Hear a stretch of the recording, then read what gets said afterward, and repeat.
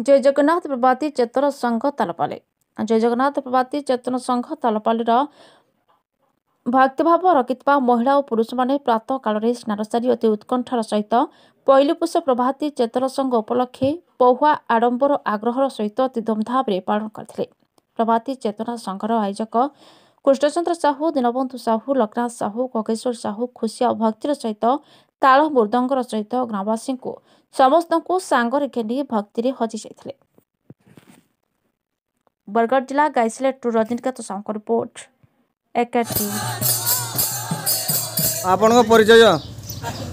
मो श्री लोकनाथ साहू तालपाली आम माने चेतना संघर माने वरिष्ठ गाहक। यही चेतना संघ आमर पाखापाखि प्राय 3 वर्ष हेलाणी चालू रही।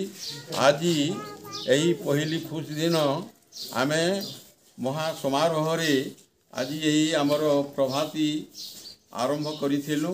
मातृगोष्ठी पांतियार उठी ग्राम दांड सफा सुतरा करथिले। समस्ते मंदिर रे उपस्थित होई भगवान को पूजार्चना करी आमे आमर यही प्रभाती कार्यक्रम आरंभ करिथिलु। एपरी भगवान आशीर्वाद थाउ आम उपरे। एपरी आमे सबुदिन प्रत्येक पांतियारू आमे यही भगवान नाम कीर्तन करथाऊ।